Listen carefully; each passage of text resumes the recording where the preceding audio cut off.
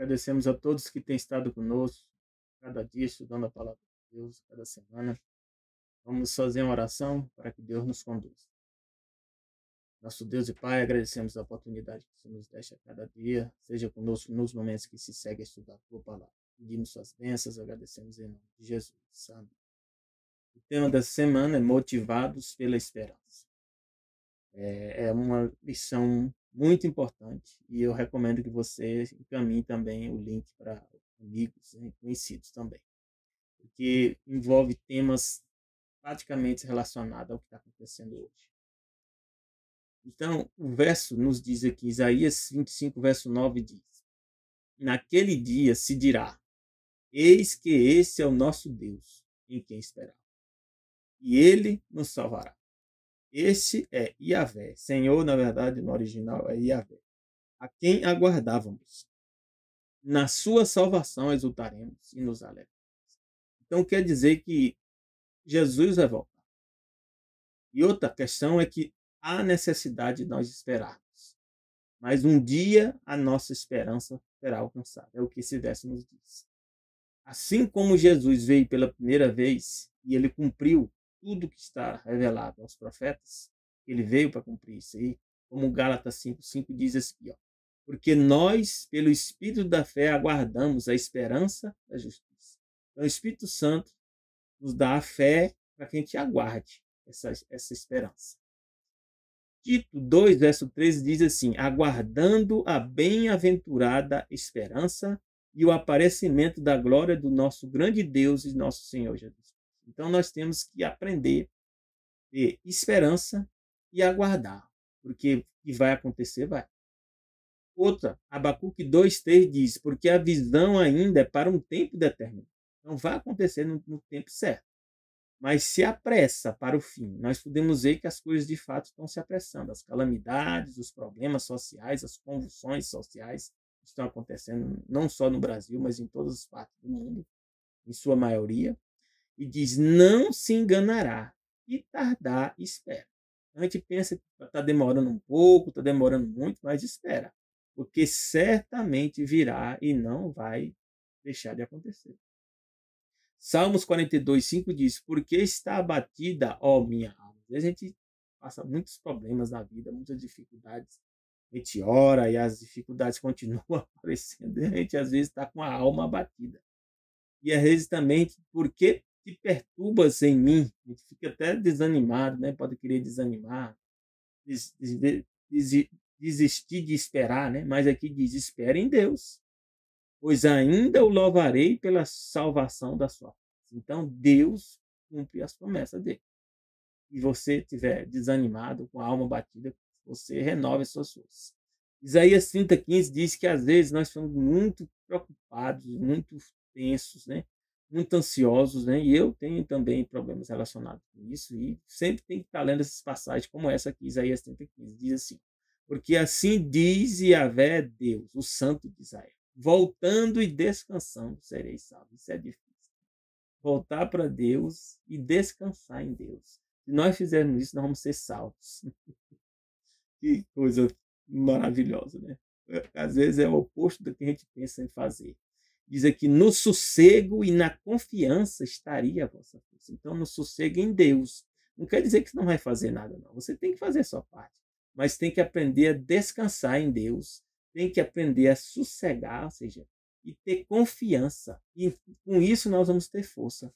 Mas muitas vezes a gente não quer isso. A gente quer resolver a nossa maneira.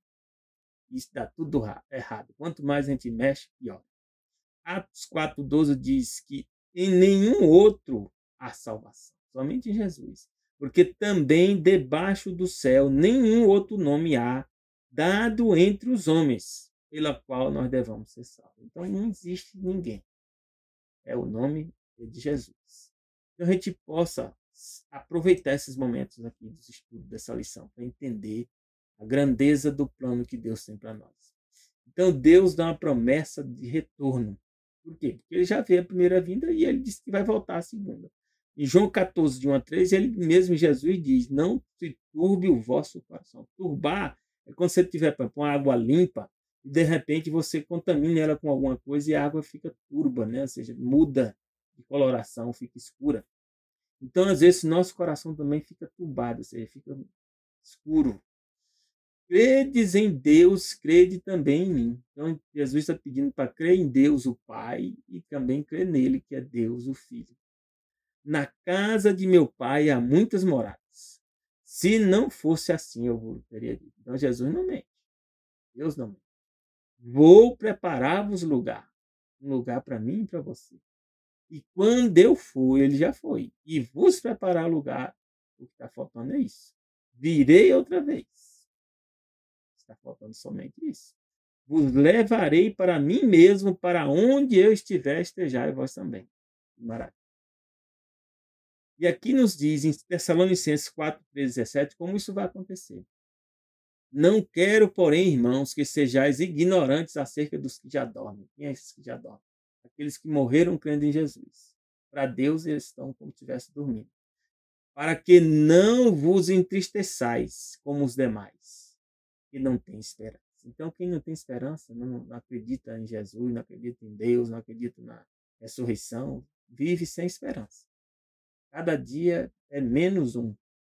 Porque se cremos que Jesus morreu, e ele morreu, e também se nós cremos que ele ressuscitou, e ele ressuscitou, assim também aos que em Jesus dormem. Quem são esses? São os que morreram crendo em Jesus. Aqui não entra aqueles que não creem em Jesus.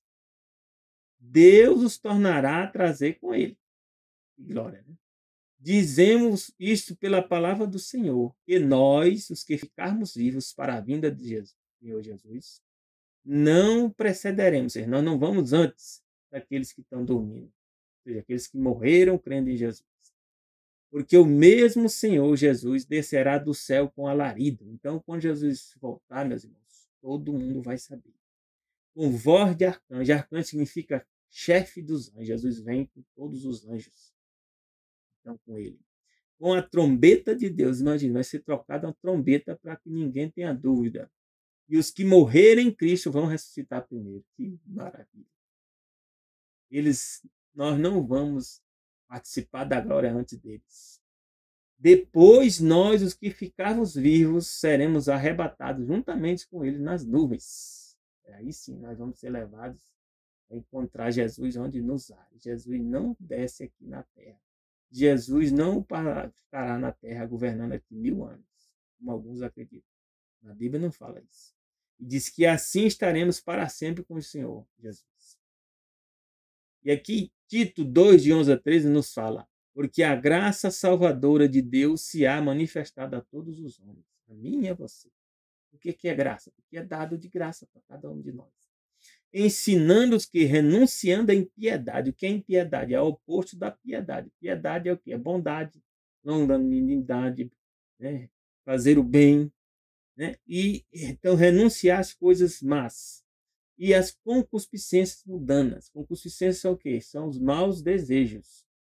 Desejos todos nós temos, de comer, de viver, desejo de trabalhar, de alcançar objetivos, são coisas naturais, mas quando é mau desejo, é chamado de concupiscência. Vivamos nesse presente século de forma sóbria. O que é sóbria? É de forma equilibrada. Justo aos olhos de Deus. Como é que a gente é justo aos olhos de Deus? Fazendo a vontade dele. E piamente significa fazendo a vontade de Deus e obedecendo as coisas que Deus nos ensina.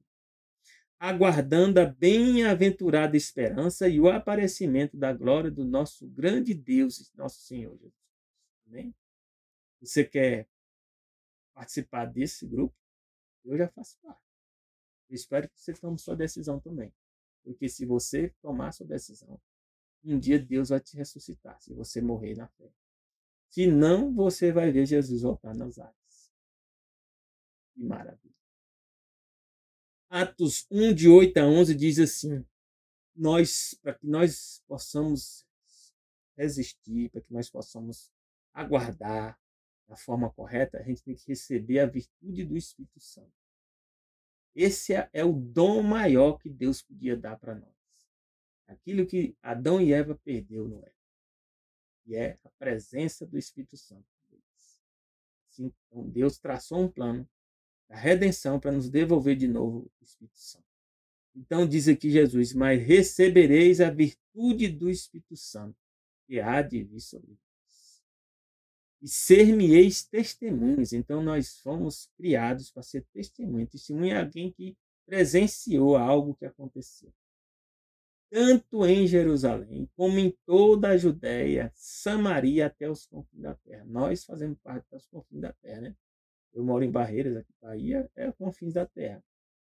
E quando dizia isto, né, vendo eles, né, as pessoas viram Jesus, né, ser elevado às alturas. Jesus subiu, né? No modelo do globo é complicado, né? Jesus subiu e se o globo tivesse para baixo, né? Jesus estava descendo. Ou se o globo tivesse naquele momento, né, girando ali para 45 graus, Jesus estaria o quê? Se movendo a 45 graus. A Bíblia diz que Jesus foi elevado às alturas, ele subiu. E diz que uma nuvem o recebeu e ocultando a seus olhos. E estando com os olhos fitos no céu, enquanto ele subia, eis que junto dele se puseram 2 homens vestidos de branco, sabendo que são anjos. Então, anjos podem assumir forma humana, hein? Cuidado. Os quais lhe disseram, homens galileus, por que estáis olhando para o céu? Então, quando Jesus voltar, a gente vai olhar para o céu. Todo mundo ao mesmo tempo, imagine. Os que estão embaixo no globo, os que estão do lado no globo, todo mundo vai ver Jesus. Uns que estão embaixo, outros que estão do lado, outros que estão em cima. Complicado. E diz, este Jesus que dentre vós foi recebido em cima no céu, foi recebido em cima, há de vir assim como para o céu os viste ir. Né? Aqui nos fala também, Apocalipse 1, de 5 a 8, diz, da parte de Jesus, que é a fiel testemunha. Jesus também é fiel testemunha das coisas que aconteceram. Jesus disse aqui também, é o primogênito dentre os mortos. E não é primogênito no sentido que ele é o primeiro. Né? Primogênito significa primeiro. Primogênito é o mais importante dentre os mortos. Jesus é o mais importante. Jesus não foi o primeiro que morreu. E o príncipe dos reis da terra. Príncipe aqui no sentido de chefe, cabeça. Vai ser o nosso rei. Porque ele substituiu Adão. Tornou o segundo Adão. Aquele que nos amou, em seu sangue nos lavou dos nossos pecados. E nos fez reis e sacerdotes para Deus e seu Pai. A ele a glória e poder para todos sempre. Nos fez reis e sacerdotes. Que bênção, né? Aqui diz, Jesus vai vir como? Com as nuvens. E todo olho verá. Isso é interessante. Se for todo olho verá ao mesmo tempo, novamente a questão do modelo do globo complica. Né? E até mesmo os que os traspassaram. E todas as tribos da terra se lamentarão sobre isso. Todo olho verá, né? Pode ser também, né? Outro aspecto, né? De outra forma, Jesus se movendo em outras partes da terra, né? De modo que todo mundo vê. Né? Também existe essa possibilidade. Eu sou o Alfa e sou o Ômega. Alfa no sentido do primeiro e Ômega no sentido do último. Também de princípio de tudo e o fim de tudo. Quem que está falando aqui? Diz o Senhor. Então, Jesus é o Senhor. Que Senhor Jesus é? O que é? Ele que é. Aquele que era. Aquele que há de vir. O quem é ele? O Todo-Poderoso. Então, Jesus está aqui sendo revelado, se revelando como o Todo-Poderoso. Esse título aqui só cabe a Deus. Aquele que é, que era, que há de vir, o Todo-Poderoso, tem que ser Deus. Se você tinha dúvida ainda que Jesus é Deus, e essa dúvida se encerre agora.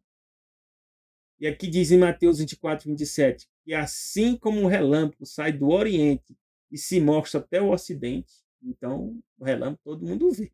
Aqui é o que está sendo dito. Assim será a vinda do Filho do Homem. Então, o relâmpago ele não dá, né, no ponto e, né, sai do Oriente vai para o Ocidente e só uma parte o vê. Não, todo mundo vê o relâmpago. Onde quer que estiver. Então, está mostrando que a vinda de Jesus também vai ser feita da mesma forma. A gente tem que repensar como a gente está lendo a Bíblia.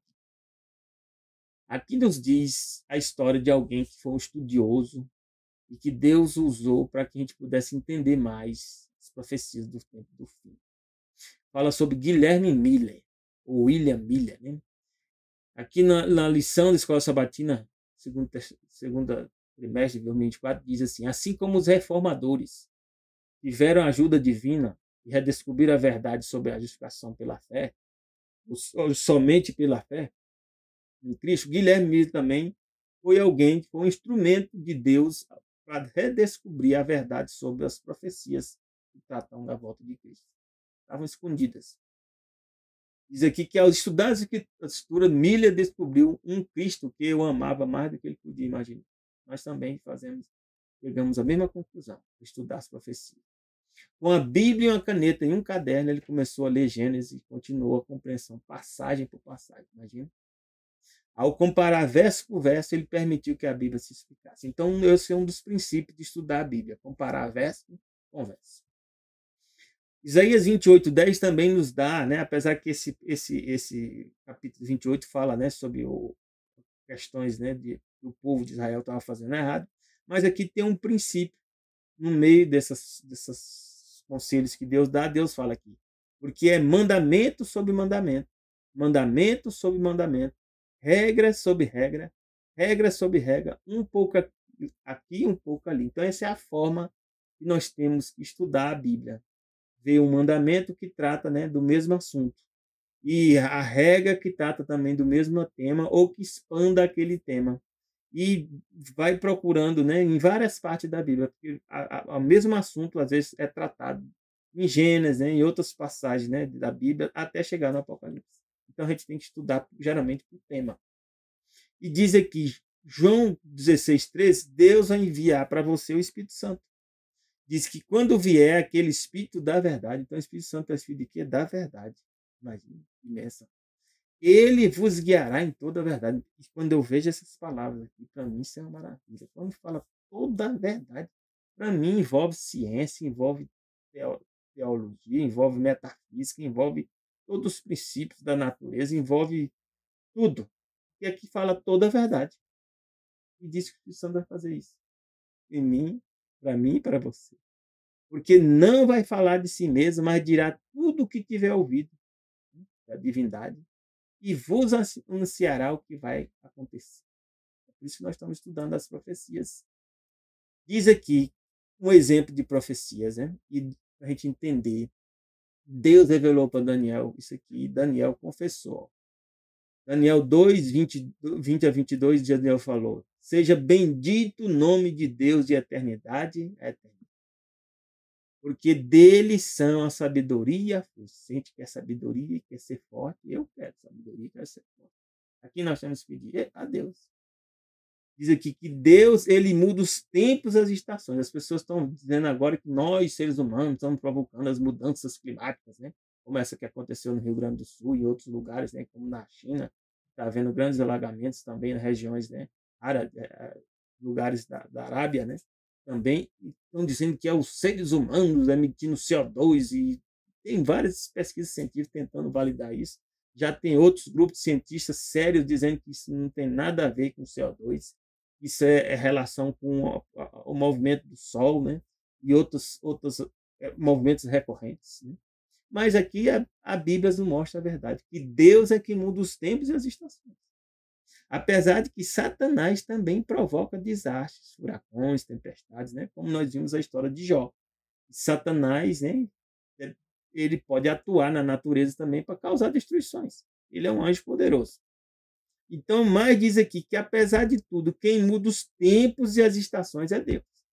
E que diz aqui, ele remove os reis e estabelece os reis. Então, ele pode te remover e pode também te estabelecer. Ele dá sabedoria aos sábios. Eu peço todo tempo sabedoria a Deus. Conhecimento entendido. Eu também peço conhecimento. Conhecimento significa ciência. Ciência é a busca da verdade. Então, um cientista é aquele que busca obter conhecimento da verdade. Ele revela o profundo e escondido. Então, para nós, muitas vezes, coisas que nós não estamos entendendo, Deus nos revela o que está de forma profunda e também que está escondido. Você pode pedir para ele. Eu estou pedindo cada dia. Conhece o que está em treva. Então, os planos maléficos das pessoas, das sociedades secretas, né? E elas estão fazendo esses planos junto com Satanás. está em trevas, Deus sabe, conhece o que está em trevas. E disse que com ele, Deus, mora a luz. Luz aqui pode ser no sentido de iluminação, mas também no sentido de conhecimento. Maravilha, né? Aqui nos fala a profecia dos 1.300 dias que está em Daniel 8,14. É importantíssima essa profecia, porque ela trata do tempo do fim. E nós estamos vivendo nesse tempo. Diz aqui que Miller observou que os eventos foram preditos no passado e todos eles se cumpriram. Como, por exemplo, os 400 anos da permanência dos descendentes de Abraão. Foi mais ou menos 430 anos. 40 anos de peregrinação no deserto. Isso Deus te falou que ia acontecer e que se cumpriu. 70 anos de cativeiro, né, que o povo foi para a Babilônia. Isso aconteceu também. 70 semanas destinadas a Israel também teria, né, que cumprir. E aí diz aqui em Marcos 1, 12 e 15, Jesus também veio cumprir as profecias. Por exemplo, diz aqui que Jesus, num dado momento, o Espírito Santo o impeliu para o deserto. E ali ele esteve no deserto 40 dias, tentado por Satanás. Tem a ver que Deus às vezes trabalha com a questão de 40, né? 40 anos de peregrinação, 40 dias Jesus no deserto sendo tentado. Diz que Jesus vivia entre as feras e os anjos o serviam, ajudavam ele. Então, quando a gente está envolvido em tentações, em provas, clame a Deus e Deus vai enviar anjos para te ajudar. Depois que João foi entregue à prisão, então a vida de João Batista, né, também faz parte do cumprimento de profecia. Imagina se você entregue e depois ele morre. E Jesus ainda diz que ele é o homem nascido de mulher, é o mais importante, né? Imagina. Que coisas difíceis, né, de a gente entender. Mas Deus fala a verdade. Veio depois disso, da prisão de João, Jesus veio para a Galiléia. Começou a pregar o evangelho do reino de Deus. O que Jesus disse? O tempo está cumprido. Que tempo? O tempo da profecia. Ele vinha, se tornaria humano e depois pregaria, né, o evangelho, ia confirmar a salvação da humanidade. Depois morrer. Diz: o reino de Deus está próximo. Arrependei-vos e crede no evangelho. O evangelho são boas novas, boas notícias. E aqui nos dá em Gálatas 4:5 mais uns detalhes aqui, ó. Mas vindo a plenitude dos tempos. Imagine, quando Jesus vem, o povo de Israel estava escravizado, submetido ao Império Romano. Talvez ninguém pensasse que seria a plenitude dos tempos. Às vezes você também está numa situação da sua vida terrível e aí Deus aparece para ti. Esse é o momento que Deus se revela. Então, vindo a plenitude do tempo, diz que Deus enviou o seu Filho, Jesus, nascido de mulher, para ser igual a nós. Nascido sob a lei, para também ser igual a nós. Nós nascemos sob a lei. Para remir os que estavam debaixo da lei, Jesus fez isso por mim e por você, a fim de recebermos a adoção de filhos. Deus quer nos tornar novamente seus filhos. Que maravilha. Deus seja louvado. Romanos 5,6 diz: porque Cristo, estando nós ainda fracos, morreu a seu tempo pelos ímpios. Quem são os ímpios? Todos nós. Agora, ímpio é aquele que conhece a Deus e se opõe a Deus. Então, todos nós somos ímpios inicialmente, pela nossa natureza, mas quando a gente conhece o Evangelho, a gente toma a decisão de aceitar Jesus, a gente não é mais ímpio. A Bíblia chama de justo. Imagina, justo. Mas é justo porque nós somos justificados perante Deus. E nós, ainda fracos, Jesus morreu por mim e por você. E aqui diz Romanos 8, 28 e 29, essa passagem eu tenho que ler hoje. Que serve para mim, vai servir também para você. Não importa o que esteja acontecendo, o problema da sua vida, as crises, né, os alagamentos, né, as mortes, tudo acontecendo e as coisas só piorando. Mas aqui diz: sabemos que todas as coisas contribuem juntamente para o bem daqueles que amam. Então, não importa o que esteja acontecendo, o que você esteja sofrendo, Deus está conduzindo as coisas para o seu bem. Daqueles que são chamados segundo o seu propósito. Deus chama cada um de nós segundo um propósito. Diz aqui: porque os que dantes conheceu, ou seja, Deus já conhece a gente no ventre, ou antes do ventre, Deus já te conhece. Também os predestinou porque Deus planejou para que nós fôssemos conforme a imagem de Jesus. Que glória. Imagine Jesus agora, Jesus depois da ressurreição. A fim de que Jesus seja o primogênito, seja o primeiro entre muitos irmãos. Nós seremos irmãos de Jesus, imagina. Que glória. Então a Bíblia diz aqui, essa profecia de Daniel 8, 11 a 14. Quando isso vai acontecer? Deus diz que tem que acontecer algumas coisas. Diz aqui que viria um poder, e esse poder vem do Império Romano. Na profecia de Daniel 7, né? O primeiro animal era o leão, que era a Babilônia. O segundo animal, a Medo-Pérsia, que era o urso. O terceiro animal era a Grécia, que é o leopardo. Né? O quarto animal seria o quê? Um animal terrível, espantoso, seria Roma. E esse animal teria o quê? 10 chifres. Desses 10 chifres ia surgir um chifre pequeno que ia perseguir o povo de Deus. Nós já vimos isso em Daniel 7. Aí Daniel 8, Deus fala, né? Novamente, de outra forma. Vem Daniel 8, 11, 14, diz que esse poder que vem do Império Romano, esse chifre pequeno, né? Esse Império Romano, ia o quê? Se engrandecer até contra o príncipe do exército. Então, o príncipe do exército é Jesus. Então, esse poder ia se engrandecer até contra Jesus. E o que ele ia fazer? E ele, por esse poder, né, que é o Império Romano, e foi tirado o sacrifício contínuo. O que era o sacrifício contínuo? Era morto um cordeiro de manhã e de tarde no santuário. E diz que o lugar do santuário foi lançado por terra. Então Deus disse que o santuário de Jerusalém ia ser derrubado, como Jesus falou em Mateus 24. Isso aconteceu no ano 70. Então isso aqui, quem tiver dúvida do que é Império Romano aqui, você tem que estudar, entender, porque essa é a verdade. E diz que um exército foi dado contra o sacrifício contínuo. Então, ia combater o quê? Que é o sacrifício contínuo? É o cordeiro.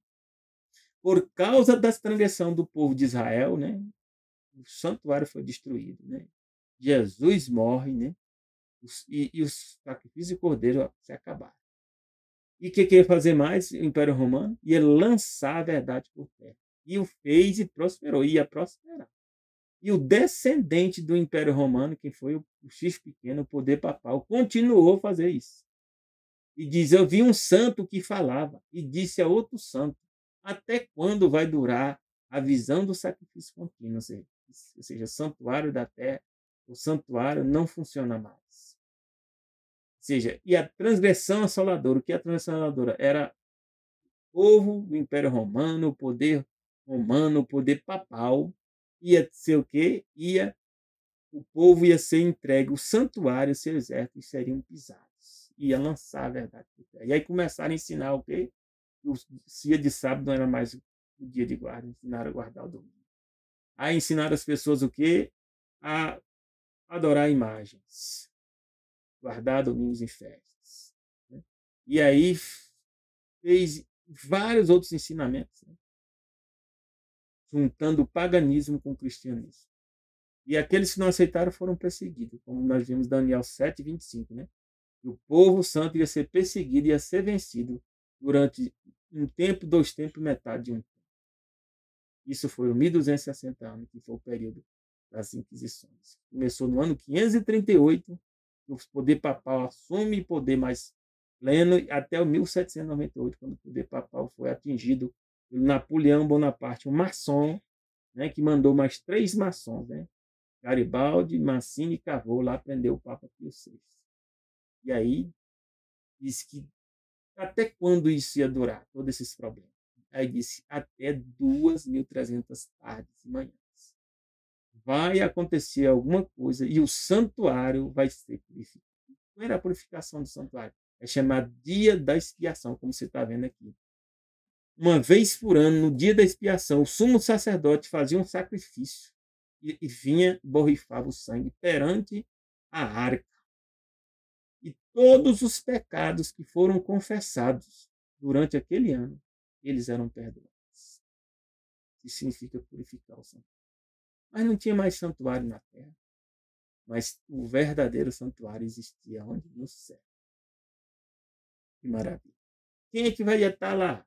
Não tem sumo sacerdote? A Bíblia diz que tem Em Hebreus 8 e 9 fala que Jesus é nosso sumo sacerdote. E diz que entrou no Santo dos Santos. Ele estava no lugar santo e depois ia entrar no Santo dos Santos. Para fazer o quê? O dia da expiação. E essa é a profecia da 2300 tarde. Vamos estudar ela mais a fundo. Então, um tempo específico para entender a profecia. Então, diz aqui Daniel 9, 21, 23. Falava ainda na oração, quando o homem Gabriel, ou seja, o anjo, Deus envia o anjo quando Daniel estava orando, preocupado para entender essas profecias. Veio rapidamente voando e queria instruir-nos. Então, imagina a velocidade que um anjo voa para sair do céu para vir antes de terminar a oração de Daniel. Ele chegou. E a gente fica pensando que o limite da velocidade, né, da luz é o limite da velocidade. Né? Será? Eu digo que não. Daniel 8, 16, 17 fala: entende, filho do homem, pois essa visão se refere ao tempo do fim. O que é tempo do fim? Porque o fim é o tempo próximo da volta de Jesus. É o tempo chamado tempo do fim. Então diz o quê? 70 semanas estariam dadas para os judeus. Então, nessa época, Deus deu a visão para Daniel, o povo de Israel ainda existia. E ele só é disperso, né? É depois do ano 70, a destruição, né? Do ano 70, depois que Jesus já ressuscitou e foi para o céu. Então, Deus fala em Daniel 9, 24, ele explica aqui que 70 semanas estão determinadas sobre teu povo. Quem é teu povo? Israel. Sobre a tua santa cidade, que está em Jerusalém, como nós estamos vendo aqui, para fazer cessar o que é a transgressão. Porque como é que você faz cessar a transgressão? Tem que ter um sacrifício de um cordeiro. Quem é que fez cessar a transgressão? Jesus. Para selar a visão, meus irmãos, e a profecia. Que visão e profecia é essa? A visão e profecia que Deus tinha dado para Adão e Eva em Gênesis 3,15. Que viria um descendente da mulher, iria morrer, ia pisar a cabeça da serpente e seria ferido no calcanhar. Estava falando de quem? De Jesus. Então, Jesus disse que o tempo está cumprido, então, porque Jesus vinha selar essa visão aqui.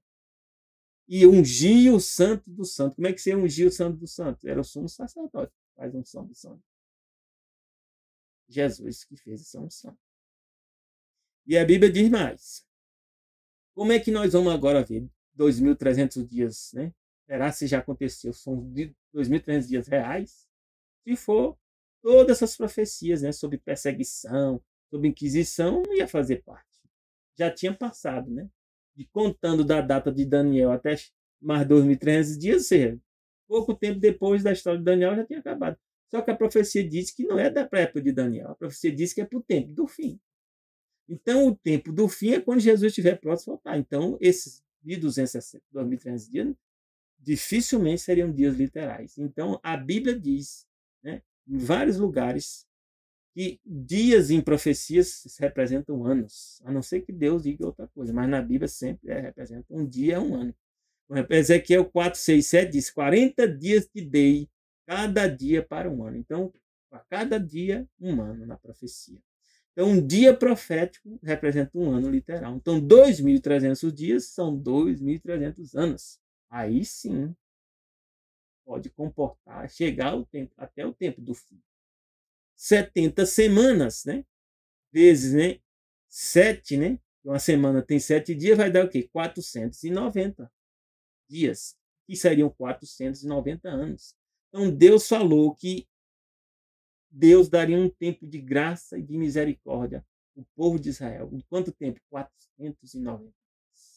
Então, quando é que tem início esse grande período profético? A gente tem que saber, né? Quando é que inicia? A própria Bíblia explica em Daniel 9:25. Sabe, entende, desde a saída da ordem para restaurar e edificar Jerusalém. Então Deus falou que, ó, presta atenção, vai ser dada a ordem para restaurar e edificar Jerusalém. Significa que Jerusalém estava destruída na época de Daniel. O povo estava o quê? Estava disperso. E uma parte estava na Babilônia, outra parte também estava lá em Israel. Então, isso seria dada a ordem, né? Para edificar Jerusalém e restaurar até chegar o ungido. Quem é esse ungido? Jesus. Até Jesus, e a Bíblia diz que é o príncipe que é o príncipe, Jesus é o príncipe, ia durar esse tempo que 7 semanas mais 62 semanas. Que vão dar o quê? 7 mais 62, 69 semanas. Então, quando for dada a ordem para restaurar Jerusalém, até chegar a Jesus, vão durar 69 semanas. As praças e as circunvalações, né, de Jerusalém vão se reedificar, mas quando o ungido chegar, seriam tempos angustiosos. Por quê? Porque quem estaria governando seria o povo, o Império Romano. O povo estava subjugado. Isso aconteceu, em detalhes. Então, meus irmãos, não tem condição de existir outro Jesus, outro Messias. Só o verdadeiro Messias é esse. Cumpre essa profecia. Então, se você investigar na Bíblia, em Esdras 6, de 14 e Esdras 6, 7, diz que Artaxerxes, rei da Pérsia, fez um decreto sobre a reconstrução de Jerusalém no ano 457 a.C. Houveram mais 2 decretos, mas o decreto que trata sobre a reconstrução de forma plena, quem fez foi Artaxerxes, rei da Pérsia. Em qual ano? 457 a.C. Está lá na Bíblia. Então, se a data é essa, de 457, aqui, ó, antes de Cristo, mais 7 semanas vão durar o quê? 49 anos. No ano 408 anos de Cristo. E depois o que vai acontecer? São ordens que vão ser dadas para começar a reconstruir o quê? A construção de Jerusalém. E aí segue. Né? 70 semanas são determinadas sobre o teu povo. Então, 7 semanas são 49 anos. Ainda resta o quê? 62. Né? Então, a partir da reconstrução dos muros, haveriam 483 anos, que nos levariam ao ano em que Jesus foi batizado. É por isso que Jesus disse que quando foi batizado por João Batista, ele disse, cumpra, eu vim para cumprir.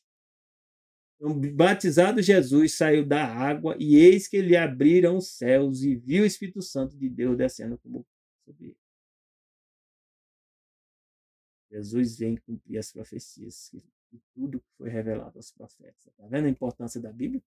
Então, de 7 semanas mais 62, que 69, né?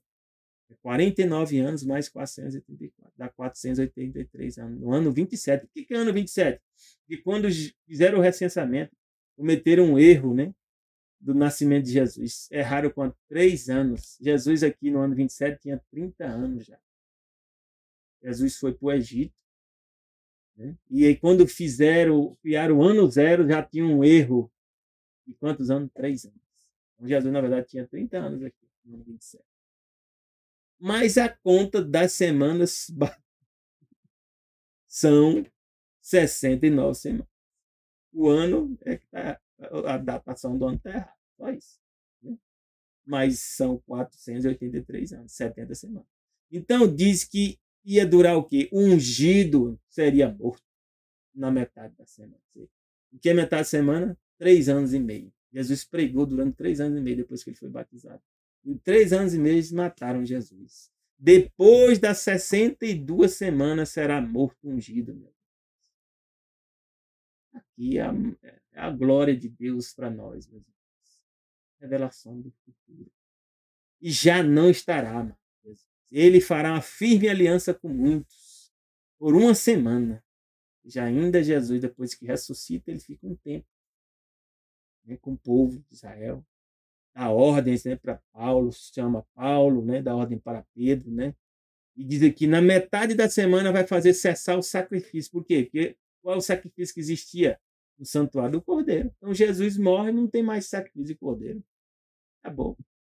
Aí o que tinha dito lá, será tirado o sacrifício contínuo. E a oferta de manjares. Quem era a oferta de manjares? Jesus é a oferta. Então diz, Jesus faria cessar, meus irmãos, o sacrifício. Jesus clamando, na Mateus 27, 50, 51, diz que Jesus clamou. Outra vez, com grande voz, entregou o Espírito e falou, está consumado. E o que aconteceu? O véu do santuário se rasgou em 2 partes, de alto a baixo. Sabe o que acontecia quando o véu do santuário rasgava? Significava que esse santuário já não tinha mais validade.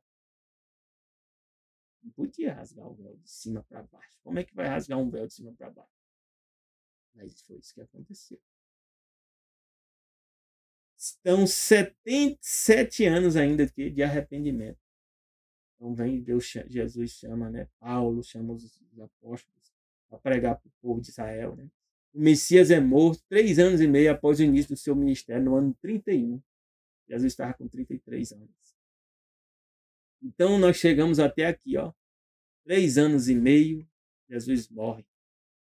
E ainda falta o quê? Mais 3 anos e meio. Que é o ano 34. No ano 34, mataram Estevão. E Paulo participou da morte de Estevão. Mas aí Deus chama Paulo a substituir Estevão. Lançando fora da cidade, apedrejar Estevão, naquele dia levantou-se grande perseguição contra a igreja em Jerusalém. Todos, exceto os apóstolos, foram dispersos pela região da Judéia e Samaria. E é o povo que foi disperso, né, começou a pregar em outros lugares. O tempo de visitação de Israel, a nação de Israel, estava chegando ao fim. Eles rejeitaram de forma completa. Após a crucificação de Jesus, os judeus tiveram mais 3 anos e meio para se arrepender. Alguns aceitaram Jesus, que são judeus, mas a nação rejeitou. Quando Estevão foi apedrejado no ano 34, os judeus deixaram de ser a nação escolhida de Deus. Acabou. Os 490 anos se cumpriram. Né? Ano 457, a reconstrução de Jerusalém. Ano 27, o batismo de Jesus. 31, a morte de Jesus. 34, né, apedrejamento de Estevão. Fecha os 490 anos. O que é que está faltando? Está faltando agora 1810 anos. Se você somar 1810 com 34, vai chegar o quê? 1844. Diz que esse é o tempo que o santuário vai ser purificado. Que santuário? No céu. Dia da expiação. Desde essa data começou o julgamento de quem? Daqueles que morreram crendo em Jesus. E vai terminar com aqueles que vivos aceitam, dizem que aceitam Jesus. Isso se chama julgamento, juízo. Por isso que a gente tem que confessar nossos pecados todos os dias. Para que nosso pecado vá para o santuário, onde Jesus está hoje no céu, intercedendo por mim e por você. E aí, depois que Jesus, né, fizer o julgamento daqueles que morreram crendo em Jesus e dos que estavam vivos antes de Jesus voltar, o que acontece? Jesus volta. Segunda vinda de Jesus. E o santuário é purificado? Porque todos os pecados que foram confessados foram o quê? Perdoados, ou não. Então, o santuário é purificado. Qual o santuário? Do céu. Em 1844, 1810, né, anos após o apedrejamento de Estevão, Jesus iniciou a nova fase de sua obra. Onde? No lugar santíssimo. Jesus está agora, desde 1844. Então, meus irmãos, a profecia está quase no fim. E Isaías 44:8 diz: não vos assombreis nem temais, porventura desde então não vos fiz ouvir? Deus já deixou para nós na Bíblia. Não vos anunciei, deixou aqui revelado para mim e para você. Porque vós sois as minhas testemunhas. Você tem que ouvir, né, essa mensagem hoje. Você entender em que situação nós nos encontramos. Porventura há outro Deus fora de mim? Jesus fala. Não há nenhuma rocha. Meu irmão, minha irmã, aceite Jesus. E somente aqueles que aceitam Jesus, seus nomes fazem parte do livro da vida. Seu nome é levado a julgamento no santuário. Seu nome é verificado se você permanece com Jesus ou não. Aqueles que não aceitam Jesus já estão condenados. O nome deles nem são levados em consideração. Eles serão julgados depois da segunda vinda de Jesus. Né? 1000 anos, durante os 1000 anos, aí se abrem os livros, como a Bíblia diz, né? Está lá em Apocalipse. E aí eles são julgados para a condenação final, para a morte eterna. Não é para a salvação. Então, para a salvação é somente aqueles que aceitam Jesus como Senhor e Salvador. Que Deus te ajude na tua decisão. Aqui Deus diz para mim e para você, que a linha do tempo nós já estamos aqui, ó, entre depois de 1844 e a volta de Jesus, que pode acontecer a qualquer momento. Deus te abençoe. Deus te dê um bom fim de semana. Já desejo a ti e teus familiares um feliz sábado. Começa quando? Ao pôr do sol da sexta, ao pôr do sol do sábado. Graça e paz de Deus para ti e teus familiares.